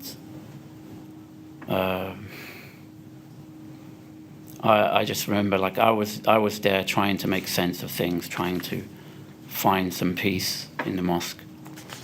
And the moment I saw him, and he came over to me, and I tried to do what I can to help his family. On the night, we were trying to make phone calls to his wife. My wife managed to call her and tell her to get out. And as soon as I saw him, I got up, embraced him. I was trying to keep it together. And I'm the one who broke out crying. And he told me for his words, Alhamdulillah, Alhamdulillah, all thanks and praise be to God, whatever we go through. Yes. And I think just that kind of reflection of the Islamic tradition, where whatever you go through in life, you deal with it, you have your struggles, you apply the means outwardly, but inwardly there should be that, we should strive for that inner peace where we accept God's divine decree in things that happen. And for me, I was blown away just about how he reacted and how he kept it together, and that was inspirational. You mentioned your sense of duty and responsibility to help those within your community, and those difficulties trying to get information. You mentioned going to the rest centres. You set out in your statement about going to a number of hospitals and not having any luck or any real information. Is that fair? No. That is correct. We first went to St Mary's Hospital. We would go to the A&Es. By this time, I'd met up with Ahmed Al-Ghori. And at that time, he'd already, as it says in my statement, he told me that, he'd heard his mother and sister lose consciousness, and the phone, he was still on the phone for like an hour and 13 minutes afterwards, listening to the glass breaking, listening to the fire spreading until the phone completely cut out. I didn't know what he was going through, but I was trying, or I couldn't relate to what he was going through, but I was trying to be there for him. So we went to the hospitals together, St Mary's first, leaving the names, and then we went to Chelsea and Westminster Hospital, where we ended up staying for a few hours. There were other survivors there. And as time went on, the numbers were increasing. People were in a deep state of trauma and not knowing how to deal with it. And the way people kind of managed to maintain their composure with everything they were going through and everything they had been through, and still try and look for their loved ones. And yet we were getting no information. We just got the response, a task force is being gathered together and we're trying our best. You mentioned, in relation to that last point, Mr. Rasoul, that you were told at that hospital that there was no point going to other hospitals because they were going to tell you the same thing. Yeah. And you waited around there for some time, a couple of hours, Yeah. and then decided that perhaps there was no more use in doing so. And in due course, you went back towards the Rugby Portobello Club. Is that correct? Yeah, that's correct. I think when they said that, you know, they're going to tell you the same thing wherever you go, any other hospitals, you can imagine that would have been quite a blow to all of us. So we went back towards the area, back into the immediate vicinity of the tower, specifically the rugby club. We've kind of, I want to say broken hearts, but obviously people's hearts were already broken, but even more weight on our hearts, not knowing that we couldn't, we weren't helped, or we couldn't find out any more about loved ones and so on. By that time, we went back to the Rugby Portobello Club. I think a significant amount of donations had at that time been gathered. They put tables out with food donations, clothes, and there was a lot of people around. They had in the basement of the Rugby Portobello Club, blankets and I think mattresses even laid out for people. And to be honest, what we didn't find in the response of the authorities, we found in the response of the public, of the British public, and in particular the local community. I mean, there's two sides to this coin of the Grenfell tragedy, is kind of how the authorities let us down, and the positive side is the beauty that came out of it, of how it brought our community together. And I think without the faith communities, without the volunteers, it would have been horrific for all of us. And they really just played a kind of integral role in cushioning us, in supporting us through our trauma, our grieving, in helping us practically get the right information we needed, because there was no one from the authorities on the ground at the rugby club at that time to tell us, do this, you need to leave your numbers here, or do that. And it was mainly volunteers and help of the public. Could I ask you a little bit about one aspect of the Rugby Portobello Club? Yeah. It's in relation to your need to get some emergency accommodation because you had no home to return to. Yeah. And did you make some efforts to try to get accommodation on the 14th of June? From what I can recollect, it was just very surreal. Like, the fact that we were homeless, or been made homeless, I'll be honest, it didn't even sink in at the time, even maybe up until we spent 19 months in hotels. And I think up until only when we moved out of the hotel did we realize that we were kind of essentially homeless. We lived in the immediate aftermath. I know we're focusing on the 7 days, but we lived in that immediate aftermath for the whole of that 19 months. Me, my wife, my disabled father with dementia, and my two kids, my baby daughter who had sickle blood disease as well. And on the day, my main focus was trying to just find, neighbours, find our neighbours and family. Yes. The whole thing about finding accommodation came later. through my contact with Shaheen. He told me they were taking a list down at the Rugby Portobello Club. This was much later during the day, Yes. and I think I left my name, and then someone called me later that evening. But again, no like physical presence on behalf of the TML or the council. No one there, saying, "Can we help you? Let's take your details down." And I didn't see any of that. No human side to them present there. You make that clear in your statement that it was Yeah. much later in the day Yeah. that you spoke to a volunteer at the Rugby Portobello Club Yeah. regarding accommodation, and you received a call that evening from the council confirming that they had booked a room for you and your family Yep. at this stage at the Premier Inn Hotel in Hammersmith for one night. Yeah. You mentioned, and we've discussed, your father's health issues, Yeah. which included the use of a wheelchair and the need for a wheelchair. Yeah. When you spoke to the person on the line from ORBKC regarding your needs, Yeah. was there? Did you mention that your dad had a physical impairment meant that he required a wheelchair? From what I recall, yes, I did mention that he was disabled. I I'm not sure if I went into the details and mentioned his dementia. I believe I did. But they said we'll just have you there for the night, Yeah. and then we'll make better arrangements the next day. And And it was me, my wife and kids, 2 kids on a double bed, 5-year-old son and a 1.5-year-old baby girl.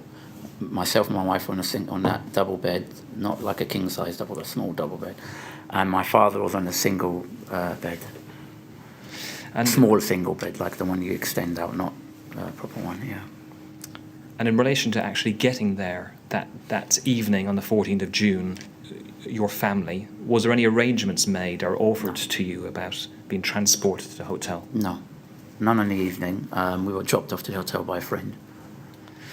And when you had the conversation on the phone to somebody from ORBKC, was there any other assistance offered or information given to you about financial support or any other support that could No. be available?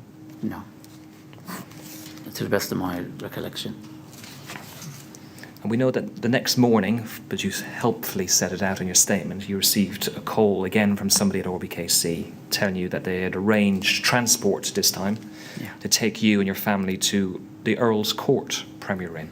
Yeah. And you were told that there was a room with disability access. Yes. And you mentioned in your statement that this hotel, there was 2 rooms allocated. One was on the 2nd floor, and the second room was on the 4th floor. Okay, a slight correction there. Assist me. Yeah, no, the one that was on the 2nd floor was actually the ground floor, Okay. which was my wife and kids stayed there, and my father's so-called disabled room was on the 2nd or 3rd floor with elevator access. I mean, it didn't really have any kind of disability facilities. It was just a slightly bigger room. It didn't have like a walk-in shower. And, my father, he had, along with his vascular dementia, he had angina, he was incontinent. He had to wear both types of incontinence. So he had to wear adult nappies or incontinence pads. So we didn't have a proper way or proper place to change him and wash him properly. We changed him and washed him, of course, but usually, a proper disabled facility would have a walking shower with a chair for him to sit down and wash him and change him and that and so on.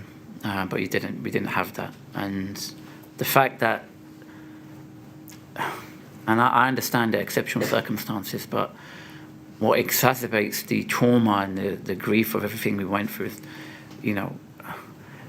we want to be together as much as possible, and to put part of my family in one room and then the other part, my father, and I had to stay with him because since he was so familiar with his surroundings in the flat in Grenfell Tower, since the fire, and I know he didn't recall it because of his dementia, which I could see that as a blessing for him. But he was extremely disorientated. He didn't know where he was most of the time. And he would continuously attempt to get out And while we were in that Premier Inn in East Cromwell Road, Earls Court 1, he managed to get out one time while I was sleeping right next to him, me and my son. My son woke me up. He says, "Daddy or Baba, Granddad's gone out. Where is he?" Looked all over the hotel, couldn't find him. And someone managed to spot him crossing the dual carriageway in front of the hotel with his walking stick. And this was a situation we had to live for 19 months. Someone had to constantly be with him. He's my father, and it's my duty to serve him and look after him. But it was exhausting to the point I had to, I couldn't go back to work. I had to get my sister from Egypt to come and help us look after him, because he needed round-the-clock attention. You set out with care the real difficult circumstances you and your family are experiencing. And you mentioned the placement of the rooms meant that the effect was that your family was split up for several months. Yeah. I want to just deal with a few discrete, specific areas, if I may. Sure. Food provision. Were you aware that food was available to you when you were in the Premier Inn at Earl's Court Hotel? In the beginning, no. In the beginning, it was several weeks before we found out that we could have breakfast there, and then much later, like maybe 2 months or more, before other meals were made available to us, if I recollect correctly. But we were living most of the time on takeaway, meal deals from Tesco's, and obviously I had 2 young kids, and my father, and this, it wasn't a healthy environment for me to look after them. And in terms of your religious needs, was there halal food which was available at the hotel? No. They didn't. No. And it was an ordeal to constantly take my father down to the kind of dining area, the breakfast hall, to make him walk down and tire him out, have his breakfast, make him walk up again, no wheelchair.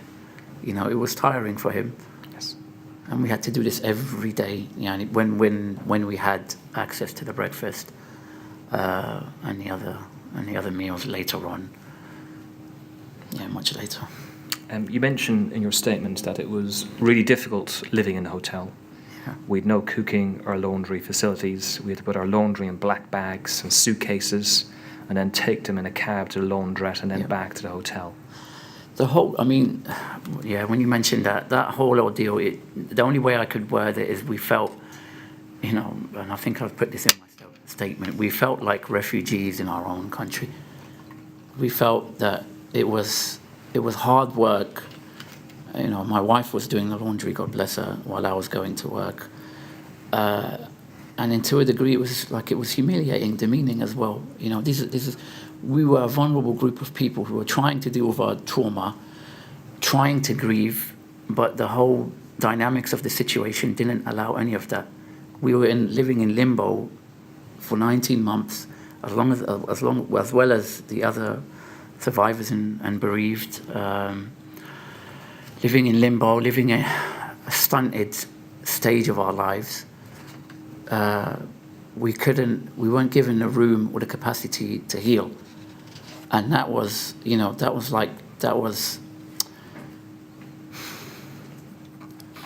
just widening our wounds even more.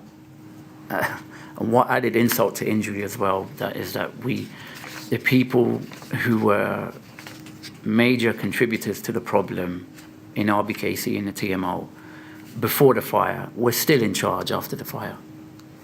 And in charge of us, essentially. And from our meetings with them subsequent to that, much later, they still hadn't learned their lessons. Sorry, there's another point I wanted to add. The laundry. I may be covering them in the next few questions. Go ahead. Yeah, sorry. And perhaps, hopefully I will. Sure.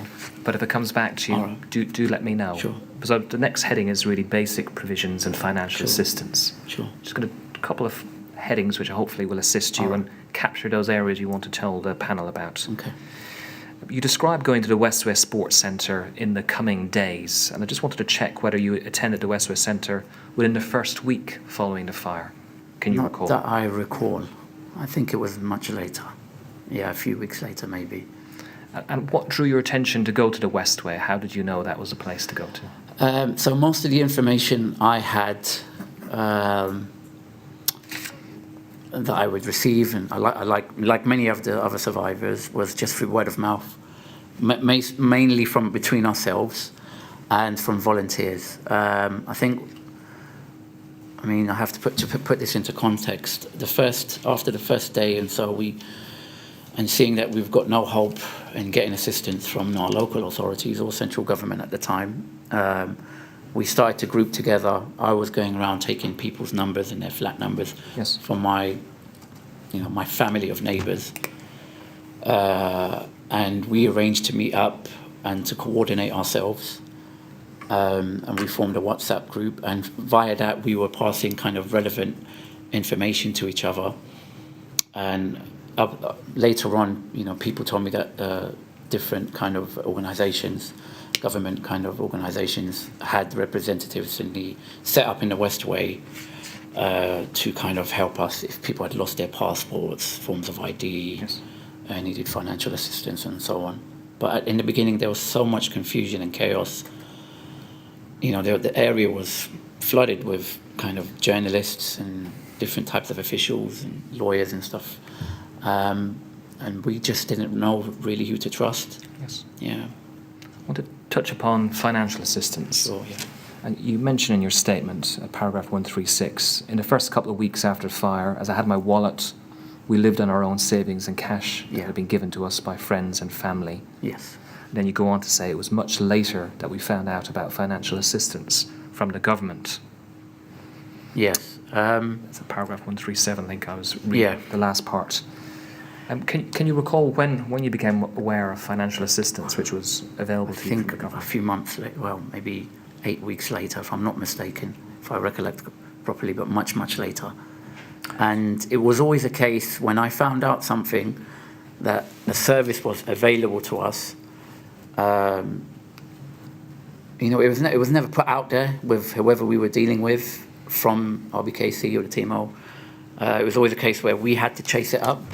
And again, looking at the survivors at the time, looking at such a vulnerable group of people, they were constantly kind of just running through hoops, jumping over hurdles, which they shouldn't have been made to do that. People should have been reaching out to us and saying, this service is available, this is available, can we help you with this, and it was always a case where when we were dealing with RBKC, they were just never proactive, never thinking or putting themselves in our shoes. It was just tick box exercises and always reactive. So in those first few weeks, you were dependent on your own savings and cash and the generosity of friends and other volunteer organisations. Is that correct? Yes, the amazing, and I really have to, the amazing generosity of the volunteers and the British public, which I think this country should be proud of. The public's response in that tragedy was something I'll never forget for the rest of my life. To me, that represented what humanity should strive for. That with our differences, because we had people from all over coming to help us, all different ethnicities, all different religious backgrounds, all socio-economic classes. They came, and they brought us donations of money, of food, of clothes. They brought toys for my children, and the phrase which I've said before, we shed tears over people we lost on that night, and we also shed tears, me and my wife, over just being overwhelmed by people's generosity and good charity towards us. Yeah, that's something I'll never forget. And there were no barriers. There were no barriers, there were no barriers of race or anything like that. Everyone was proud of their identity, of their diversity, but yet it wasn't a barrier. And I think that's something in that moment, you had something that we could all strive for in this society. We should be proud of. On the flip side of that, the authorities were nowhere to be seen, and they were the exact opposite. People who who were meant to be in charge of our affairs and serving us were nowhere to be seen. And I think it showed the true colours of, as any tragic situation or any kind of disaster, it brings out the real colours of people, what they're really like. The old proverb, a friend in need is a friend indeed. And I think for me, it just showed what the public were like to us and how they supported us. And just that we didn't really mean anything. On the flip side, we didn't really mean anything to the authorities who were meant to be in charge of our affairs, which wasn't a change from our previous interaction with them. I want to ask you about one scheme which was there designed to give you and those affected some support, which is key workers. Yeah. And perhaps assist you with some of the background which you've helpfully set out in your statements. Yes. Is it correct that you were not appointed a key worker until a few weeks after the fire? Yes. We didn't see anyone until, like a formal, someone representing the council or the TMO for a few weeks after. It was just over the phone, which was like a very inhumane way to deal with people that had been through what they'd just been through. So the initial key worker contact was over the phone, not No, face. this was someone. The initial contact was just someone to get details of our details, Okay. and it was a reoccurring thing that constantly down the line we had to keep giving information again and again, and we were just wondering, why is there not a more efficient way of communication within your organisation, the TMO and RBKC, where you can preserve the data more efficiently, rather than us have to kind of keep reliving what we'd been through and giving the same information, where we'd come from, what we're experiencing, and so on and so on. And it's just, it just exacerbated the wounds that were already there and opened them up more. Well, you mentioned in your statement you had 6 different key workers in a space of a month, Yes. including one just for a weekend. Yes. And in terms of the impact, you've already helpfully set that out. Yeah. Perhaps we could turn to paragraph 120, or go back up to paragraph 120. And you say this: we quickly realised that as soon as we became comfortable with a key worker from whom we sensed any sympathy and worked to develop a relationship with them, the council would take them away. And this was so disruptive in our already unsettled lives. Yeah. I mentioned later on that one of the best key workers we had was a lady called Hannah. And I think, looking back in retrospect, I was trying, a person in my position, trying to be, leading the family, a man, be a strong husband, be a good father, be a good son, and all of us dealing with our trauma and dealing with our grief.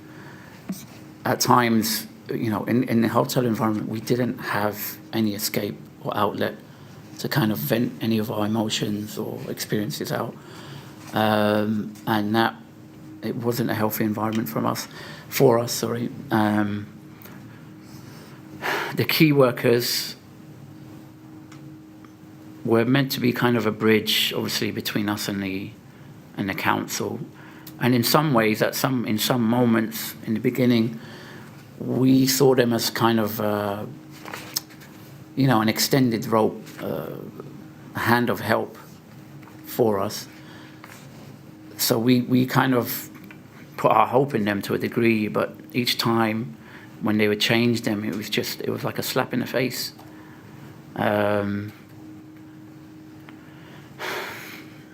You mentioned Hannah was useful as a key worker and positive. Yes. Generally, when you're asking a key worker or one of your key workers for help, what sort of kind of response would you get? So with her, she was, her specifically, she was very empathetic. It seemed that she knew how to deal with us a bit better, again, because of her background. She dealt with other survivors who kind of taught her how to deal appropriately with people dealing with trauma and shock and grief and so on, and loss of loved ones. But generally, the other ones we dealt with, someone coming to meet us, they'd been drafted in from another borough, another council over the weekend. They would come in and tell us, okay, we're here, we're just with you for the day, and then tomorrow, someone else is going to be with you. It's just, again, all we wanted throughout the whole ordeal was just to be treated like people. And it just seemed like when you're changing these sources, these what are meant to be representing kind of representations of help from the local authority, and you just keep changing them and not listening to our needs and not listening to our concerns when we're saying, just keep us with one key worker. It's more humane. They can relate to us more. But each time we had to change them, we had to go through, relive the night, the trauma, and explain our needs and explain our situation. And it was just like, you're hurting us again and again and again. Why are you doing this to us? Just going to move on to another. Yeah. If you're finished in relation to that, just going to move on to another discrete area. Sure. Which touches upon your father, who we've mentioned a few times now. Yeah. And you've shared the particular challenges and difficulties he had, and you faced in the aftermath. Yeah. You say at paragraph 142 of your second statement, forgive me, that we had escaped a burning building and no one offered us even a basic checkup. No. So really from that initial stage you felt unsupported in relation to the needs of your father, is that correct? No, yeah. Yes. And is it right in the coming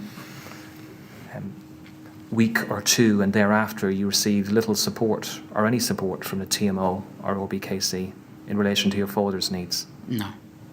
No one came out. No kind of medical specialist came to check us in that immediate week, or maybe for a while after that as well. No one came to assess my father. No one came to assess my daughter. She was only a baby at the time, a year and a half old. But she has sickle blood disease. No one came to check on the children and what they'd been through, or us. It came much later, but no one came for the physical medical checks at all, which for me was just, again, it's just kind of leaving us on our own 2 feet. I chased up the pharmacy and got his medication. He got a replacement wheelchair months later, which meant he just kind of basically had to stay in his room under our supervision. We could turn to paragraph 168, please, of your second statement. Thank you. Sure.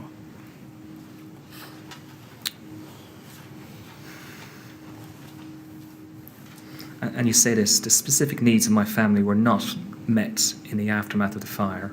With 2 young children and an elderly father with disabilities, my wife and I should have received more support from OBKC.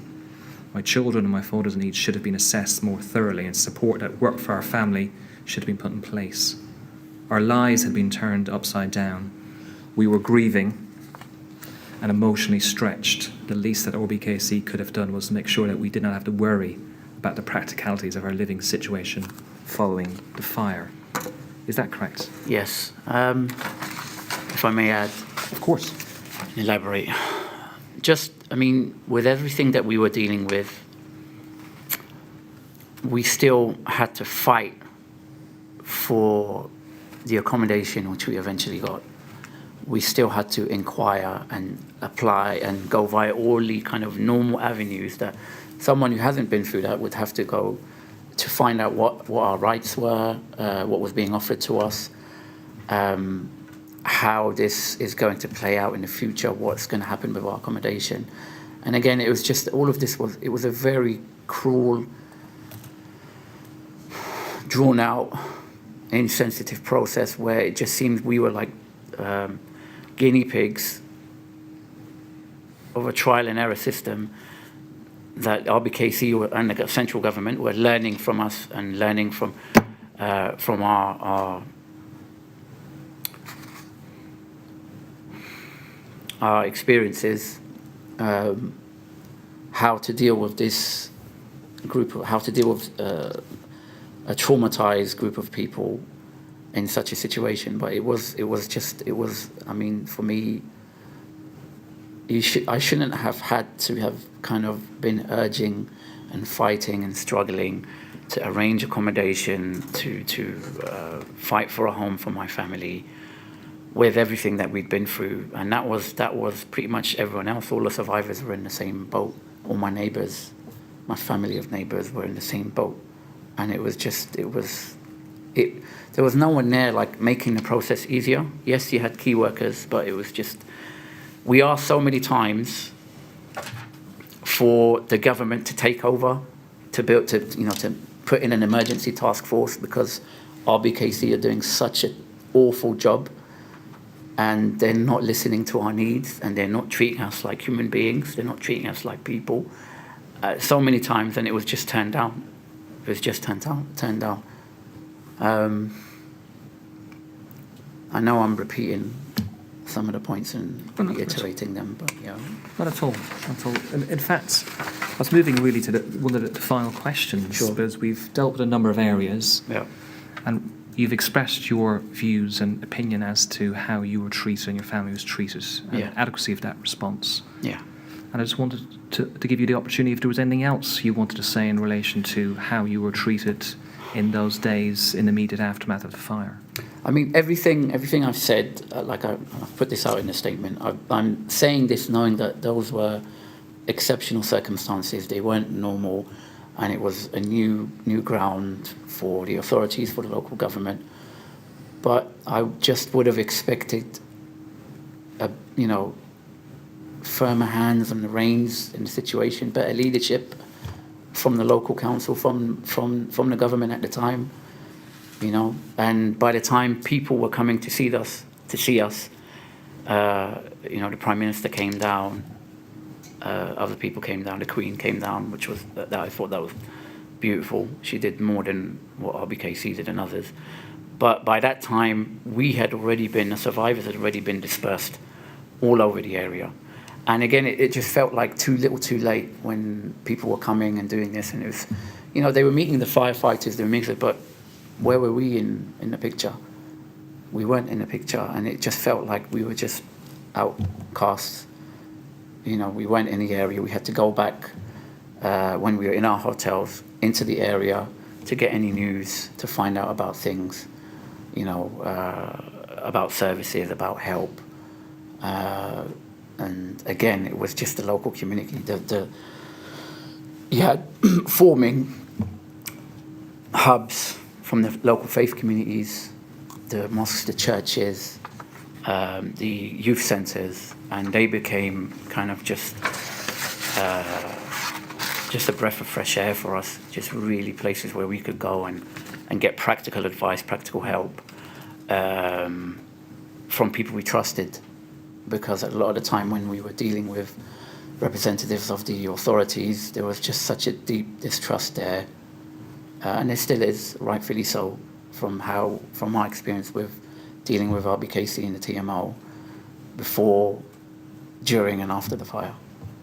And this is where the British public kind of stepped up, and they filled in those gaps in an amazing way. But it shouldn't have been the case. This should have been the responsibility of the people who are in charge of us, the people who, the politicians, the councillors, who are in charge of the local authority, who this is their role. They're meant to be the leaders looking after us and kind of attending to our needs, but they were nowhere to be seen during the whole, majority of that, the immediate aftermath and afterwards, and repetitively throughout our 19-month stay in the hotels. We were in meetings with them, and they had to be reminded by other survivors bereaved, that people we're having meetings with and councillors and so on, people representing the local government, and they're on their mobile phone, not even giving us the due attention that we deserve. And that's been our experience of them. And it should be the case that people who are in charge of us, they should be the people who have the greatest moral integrity, but it's the other way around. We've met many of them, and it seems that they're the people who are the most detached from what the people, the public, are going through and what we were going through. And to be honest, the way I see it, Grenfell was just a bubbling to the surface of a whole plethora of problems we've got in our society, and that was just the manifestation of it. It was just a manifestation of the deep-rooted problems we have in our society between the government and the public, that we have incompetent individuals that are running the show who don't care about their constituents.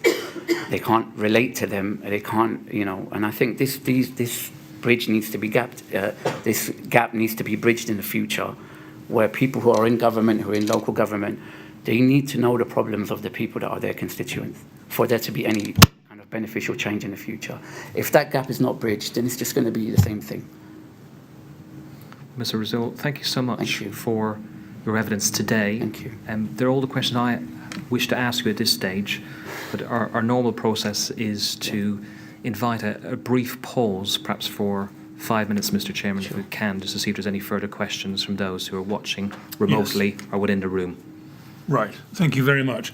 Well, Mr. Rasoul, you may know this, but at this point we have to have a short break so that people who are following partly from this room and partly from elsewhere can suggest further questions. So I think I'm going to say 5 minutes, but if you need more, you can ask the usher to come and tell us and we'll accommodate you. Yes, but we'll do that. We'll break for 5 minutes. We'll come back at 20 to 5 and then we'll see if there are any more questions at that point. All right? Okay, thank you. Thank you very much. Would you go with the usher then, please? Thank you.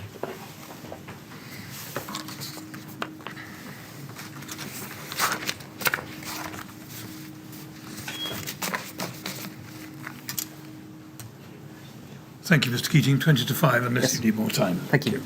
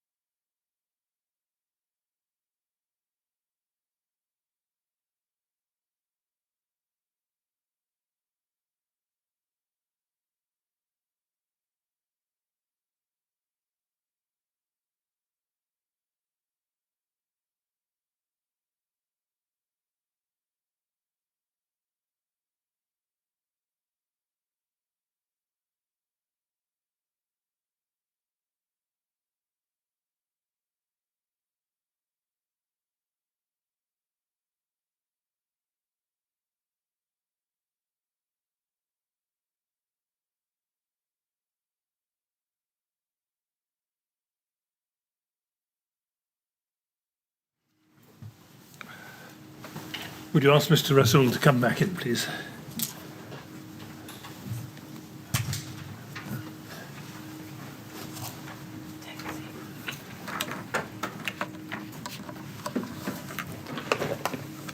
All right, Mr. Rasoul. Well, we'll see if there are any more questions. Mr. Keating. Well, Mr. Chairman, thank you so much for the time. There's no further questions, and that concludes the evidence in relation to this witness. Thank you very much indeed. Thank you. Well, no more questions, Mr. Rasoul, but it's right that I should thank you very much on behalf of the panel for coming to describe your experiences, if I may say so, most eloquently. I think we were all very affected by what you told us, and it's shone quite a powerful light on your experiences and no doubt the experiences of many other people. So we're very grateful to you for coming to give your evidence, and now you're free to go. Thank you. Thank you very much. Yeah, thank you for listening. Thank you. All right.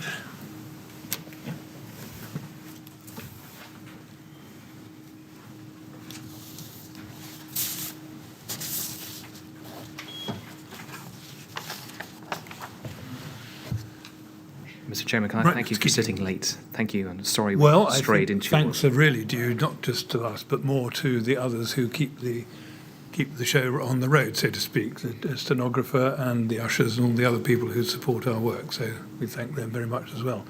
So that's it for today. Tomorrow we have more witnesses. That's correct. Yes. And we shall therefore resume at 10 o'clock tomorrow morning, please. Thank you. All right? 10 o'clock tomorrow. Thank you.